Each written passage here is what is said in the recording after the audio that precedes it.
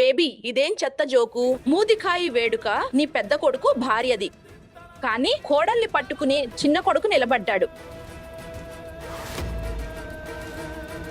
Function పేరుతో ఈ సిగ్గులేని వాళ్ళు వారి క్యారెక్టర్స్ చూపిస్తున్నారు. ఇది చూపించడానిక బేబీ త్రిపాఠి మమ్మల్ని పిలిచారు?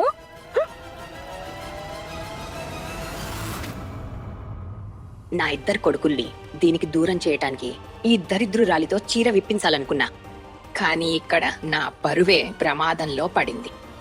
త్రిపాఠి కుటుంబంలో పిల్లల సంస్కారం గురించి గొప్పగా డప్పు కొట్టి మరీ చెప్పుకుంటారు. తమ కొడుకుల గొప్పతనం కోసం వాళ్ళ ముగ్గురు రాముడు, లక్ష్మణుడు, భరతుడు అని చెప్పుకుంటారు. వీరి కుటుంబం చెత్తగా నీచంగా దిగజారిపోయింది. చాలు.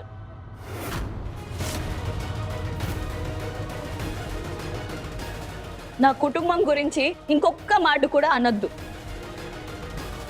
సంజయ్ ప్లీజ్.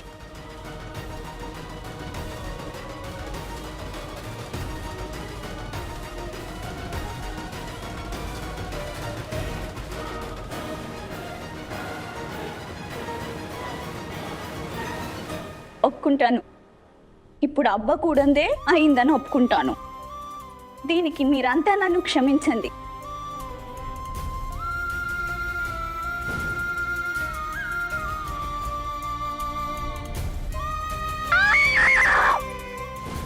ఇంకా దీని తర్వాత నేను మీ అందరినీ ఒకటి అడగాలి.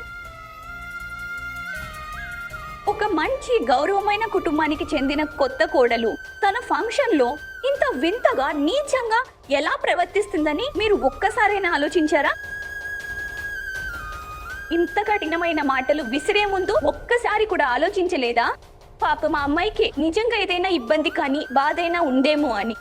నీలో ఎవ్వరైనా ఈ సంఘటన వెనుక ఉన్న నిజం తెలుసుకునే ప్రయత్నం చేయలేదు.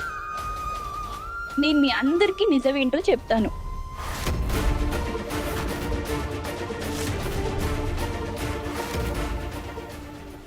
ఏ ఇంట్లో నా పెళ్ళయిందో వాళ్ళు గొప్పవారు, ధనవంతులు, కానీ నేను చాలా సాదాసీదా ఇంటి నుంచి వచ్చాను. నాకు ఇలా జరీ వరకున్న బరువైన చీరలు కట్టుకునే అలవాటు అస్సలు లేదు. కేవలం దానివల్లే నా చర్మం మీద రియాక్షన్ వచ్చి ఆ మంటని నేను తట్టుకోలేకపోయాను. నాకు చాలా నొప్పి, చాలా బాధ కలిగింది. ముఖం చూసే వేడుకని మధ్యలోనే వదిలేసి పారిపోవాలనిపించింది. కానీ మీ పెద్దలందరి ముందు అలా చేయలేకపోయాను. మీరు మీ విలువైన టైంని పెట్టుకుని కొత్త కోడల్ని అంటే నన్ను చూడ్డానికి వచ్చారు. అలాంటి పరిస్థితిలో నేను మధ్యలోనే వదిలేసి పారిపోయి ఉంటే మీరంతా దాన్ని అవమానంగా భావించేవారు. ఇంకా నా అత్తగారిని మీ మాటలతో బాధించేవారు. ఇదే అనుకుని వీలైనంత వరకు దీన్ని నేను భరిస్తూ వచ్చాను. ఇక ఆ క్షణం వచ్చింది. నన్ను నేను కంట్రోల్ చేసుకోలేకపోయాను. అంతా ఒక్కసారిగా అయిపోయింది. నాకు ఇది ఆడవాళ్ళ సమావేశంలా అనిపించింది. కలలో కూడా ఎప్పుడూ ఊహించలేదు. మీ మధ్యలో సంజయ్ కూడా చున్నీ కప్పుకుని నిలబడుంటాడని. ఇక్కడంతా నా అమ్మ, అత్త, నానమ్మ, వయసున్న ఆడవాళ్ళు మాత్రమే ఉన్నారనుకున్నా. నాకు అనిపించింది వారంతా ఆమె బాధను చూస్తారని, అర్థం చేసుకుంటారని, ఇంకా జాలి చూపుతారనుకున్నా. కానీ లేదు. ఒకవేళ నా చీర కొంగుకు మంటలంటి ఉంటే మీ మధ్యనే కాలిపోవాలే, కానీ నన్ను నేను సేవ్ చేసుకోవడానికి నా పళ్ళుని తీయకూడదా? చెప్పండి, జవాబు చెప్పండి. సంజయ్ సంగతి అయితే ఈ ఆడవాళ్ళ సభకు దాక్కుని రావడం వారిదే తప్పు. కానీ నోట్ చేయాల్సింది ఏంటంటే నన్ను ఆపదలో చూసి దొరికిపోతానన్న భయం లేకుండా వెంటనే నాకు సాయం చేయటానికి వచ్చారు.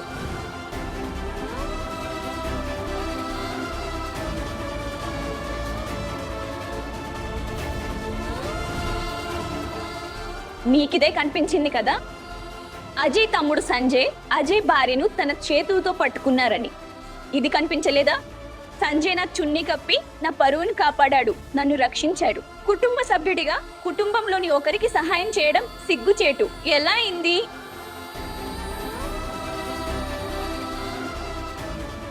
ఆలోచించండి. ఒకవేళ ఇదే సంఘటన మీలో ఎవ్వరి ఇంట్లోనైనా అయి ఉంటే, ఇంకా మీ ఇళ్లలోని ఎవరైనా కొత్త కోడల్ని రక్షించడానికి ఇలా చేస్తే మీరు వాళ్ళని మెచ్చుకుంటారా? వాళ్ళను మీ కుటుంబాన్ని సంస్కారహీనులంటారా? నాకు తెలుసు, వయసులో నేను మీకన్నా చాలా చిన్నదాన్ని. అయినా సరే మీతో ఒకటి చెప్పాలనుకున్నాను. అదే, మనల్ని మనమే గౌరవించకపోతే ఈ సమాజం కూడా ఆడవాళ్ళని గౌరవించదు, ఒకరినొకరు గౌరవించనంత వరకు.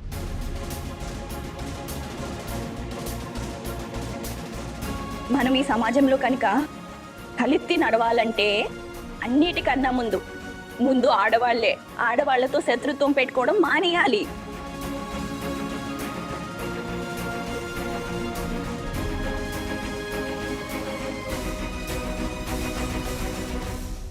తల్లి, నువ్వు మా కళ్ళు తెరిపించావు. నేను అందరి తరపున చేతులు జోడించి క్షమాపణ అడుగుతున్నాను. వీలైతే మా అందరినీ క్షమించు.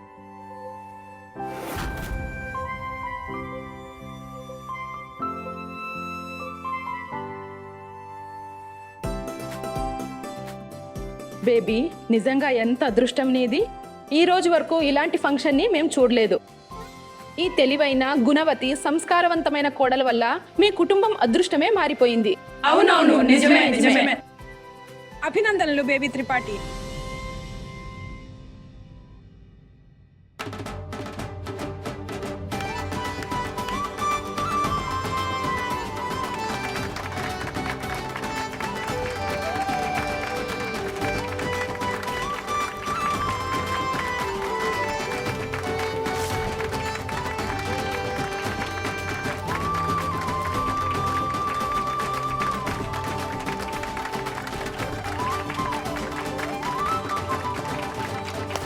ఈ ఆటనైతే నువ్వు గెలిచేశావు, కానీ నేను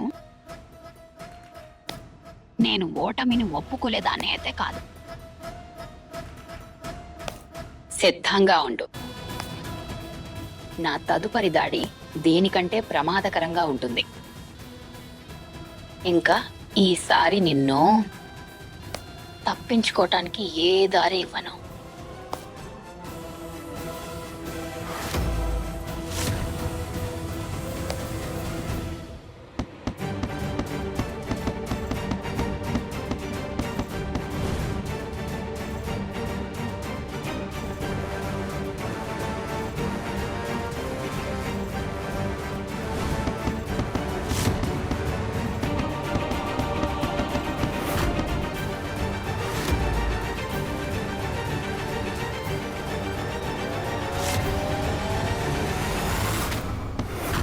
థ్యాంక్ యూ సంజయ్. నీకోసం ఏదో. నిజం చెప్పాలంటే నేను నీకు థ్యాంక్ యూ చెప్పాలి. నువ్వు సీరియస్లీ చూడు, అర్జు అన్నయ్యతో నీ పెళ్లి నకిలీదని నేను ఒప్పుకుంటున్నాను, కానీ బాధ్యతను కానీ నువ్వు అసలైన కోడల్లా చేసావు. So I'm proud of you. Sanjay, చెప్పు నేహా. సంజయ్, ప్లీజ్ నన్ను ఇలా ఒంటరిగా వదిలే. నీ పిచ్చి, ఉన్మాదం, వెర్రితనం నేను ఇంకా భరించలేను. ప్లీజ్.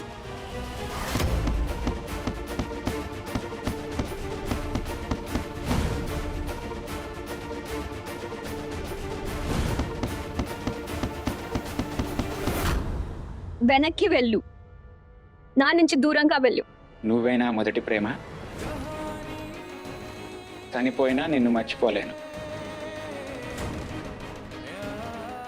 కానీ సరే, వెళ్ళు, నీ మాట ఒప్పుకున్నాను.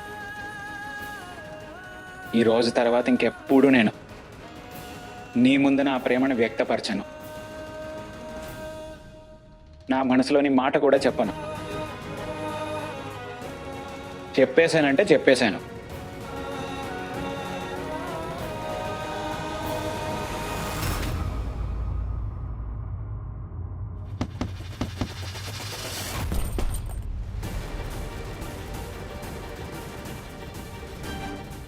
సంజు, నా భార్య దగ్గరికి రావడం నేను భరించలేకపోతున్నాను.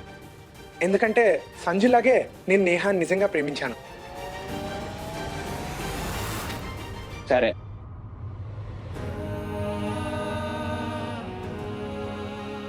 నేను వెనక్కి తగ్గుతున్నాను నేహ, కానీ కేవలం నీ సంతోషం కోసం. కానీ ఒకటి గుర్తుపెట్టుకో, నిజంగా నేను నా చేతిరేఖలో రాసుంటే అదృష్టమే మళ్ళీ నిన్ను నా ముందు తీసుకొచ్చి నిలబెడుతుంది.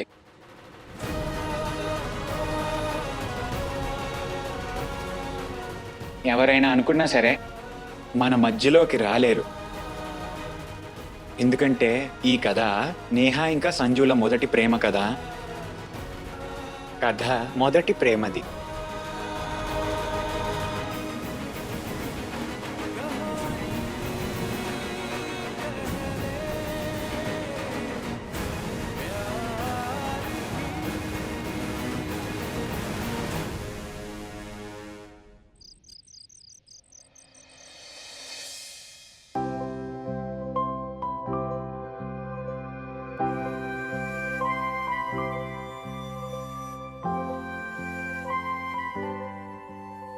రేపు ఇంపార్టెంట్ ఎగ్జామ్ ఉంది. ఈ చాప్టర్ నాకు అర్థం కావట్లేదు. చాలా అలసిపోయావుగా. అవును, చదువుతో పాటు ఇంట్లో పనులన్నీ కూడా చేయాల్సి వస్తుంది. కొన్ని రోజులేగా, అంతా సర్దుకున్నాక నేను పూర్తిగా ఇక్కడి నుంచి వెళ్ళిపోతాను.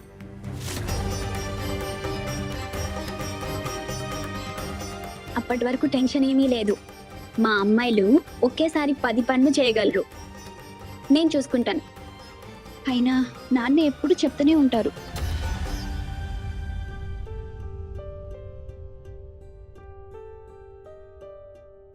నువ్వు మీ డాడ్ని మిస్ అవుతున్నావు కదా. త్వరలో నేను మీ డాడ్ మనసులో చోటు సంపాదిస్తాను. తర్వాత నేను ఆయనతో నీకు క్షమాపణ ఇప్పిస్తాను. I promise you. నేహా, మళ్ళీ ఎలాగైనా సరే నేను మీ నాన్నను నీతో కలిపి తీరుతాను. ఇది నా ప్రామిస్ నేహా. అరే, రాత్రి 1 గంట అవుతుంది. ఇంత స్ట్రెస్ తీసుకుంటే అనారోగ్యం వస్తుంది. కొంచెం రెస్ట్ తీసుకో. వెళ్ళి పడుకో. పడుకుంటే చాప్టర్ ఎలా గుర్తుపెట్టుకోను? ప్రిపేర్ కాకపోతే ఎగ్జామ్ ఫెయిల్ అవుతాను. ఎగ్జామ్ క్లియర్ చేయాలంటే చదవాల్సిందే కదా.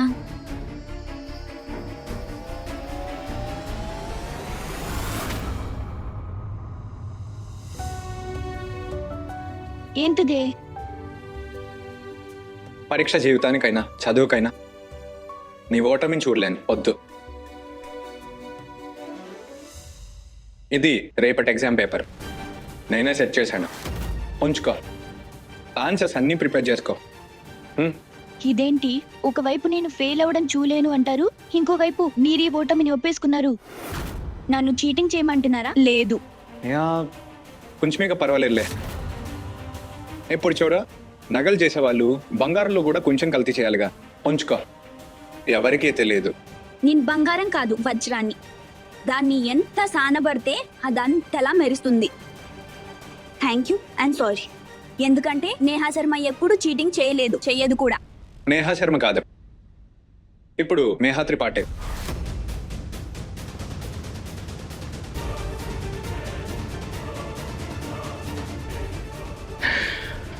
అరే, జోక్ చేస్తున్నాను.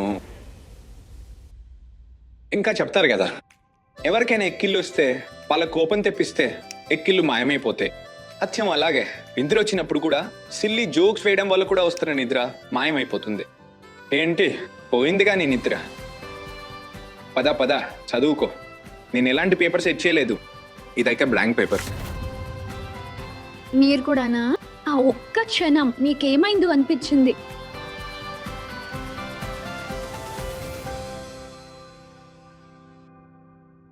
అందుకే తప్పు ఒప్పుల తేడా తగ్గిపోయింది.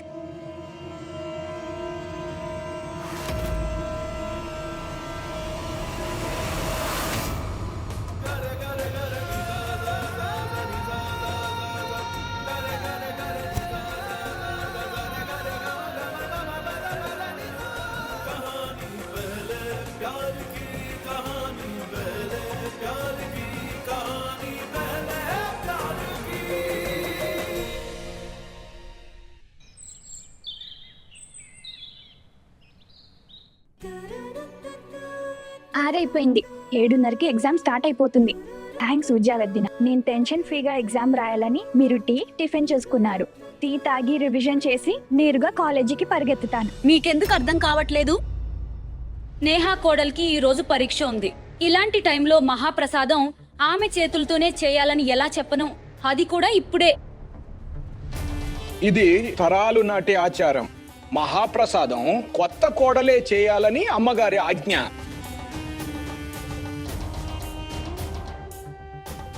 లేదు, అమ్మగారి ఆదేశం మరియు వంశ సంప్రదాయం పక్కన పెట్టారని మీరు అనుకుంటున్నారా? లేదు, నేను ప్రాణాలతో ఉండగా ఇది జరగదు.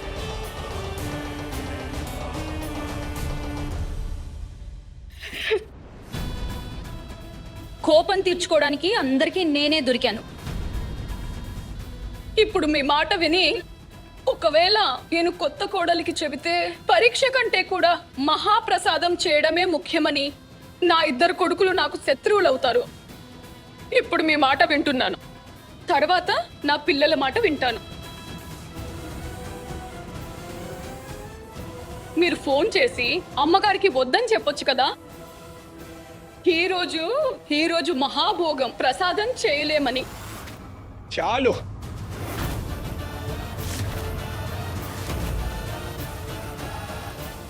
మీరు హద్దు మీరుతున్నారు బేబీ గారు. ఈ విషయానికి నేను క్షమించను.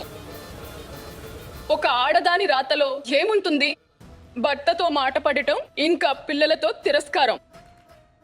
మీరు ఏ శిక్ష వేయాలనుకున్నా నాకే వేయండి, కానీ నేను ఇవన్నీ నేహా కోడలికి చెప్పడం కుదరదు, అంతే.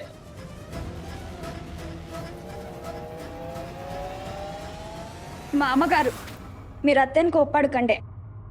నేను మహాప్రసాదం చేస్తాను.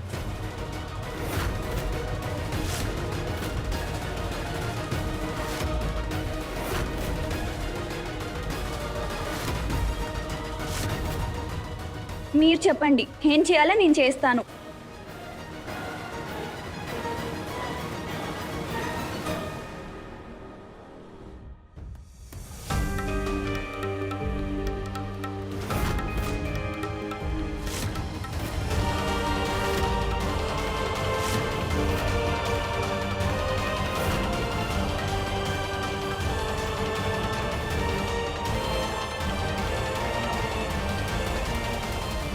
నేహా, మహాప్రసాదం చేయడం ఈజీ కాదు. గోమాతకు నైవేద్యం కోసం 1008 పూరీలు వేయించాలి.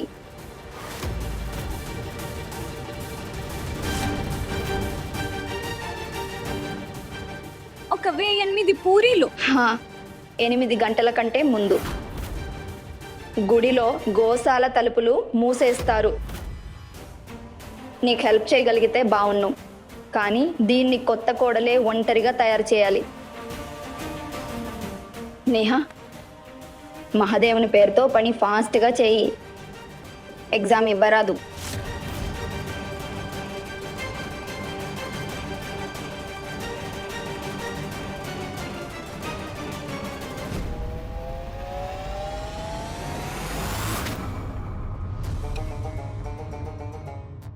నా చిన్నప్పుడు రామ్లీలాలో చాలా నాటకాలు ఆడాను, కానీ ఈ రోజు నాటకం అయితే అది భలే మజాగా ఉంది. అందుకే నేను మీ అభిమానిని.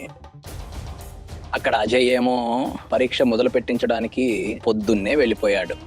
ఇంకా మీరిక్కడ నేహా పరీక్షను తప్పించడానికి బ్రహ్మాస్త్రం వేశారు. ఈరోజు నేహా పేపర్ కూడా మిస్ అవుతుంది. ఇంకా కొడుకులకు మన మీద డౌట్ రాదు. ఇంకా నేహా విసిగిపోయి ఇంటి నుంచి వెళ్ళిపోతుంది. ఈ రుచిని ఒక ఆడదే ఉంచగలదు.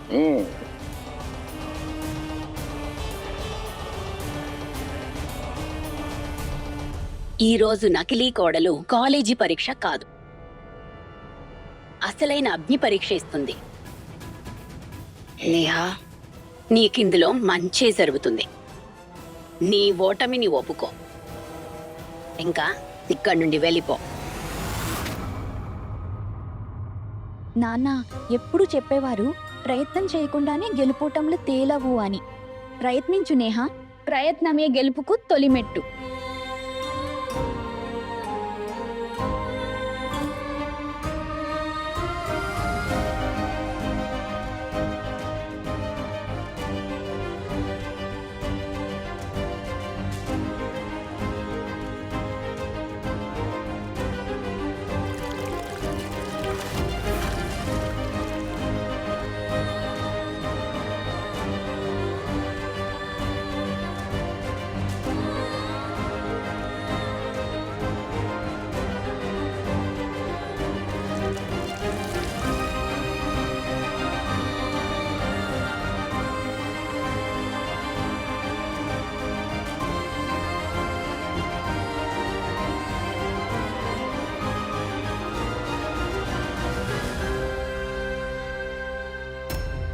ఆగు నేహ.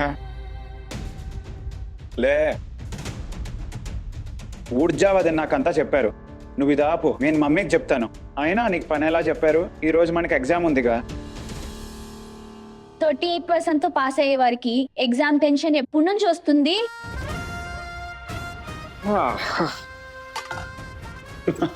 చదువులో నాకు మార్కులు తక్కువ రావచ్చు, కానీ ప్రేమలో 100/100. యూనివర్సిటీ టాపర్ని నాలాంటి ఇంకొకటి దొరకడం నీకు కష్టం. ప్లీజ్ నా బుర్ర తినకుండా ఇక్కడ నుంచి పో, నాకు చాలా పని ఉంది.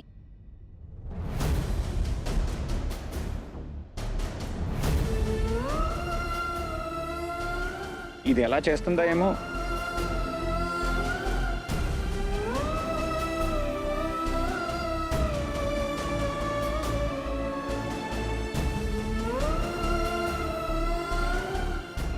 ఇన్ని పూరీలు ఫాస్ట్ గా ఎలా చేయాలి? అంటే ఒప్పుకోవా?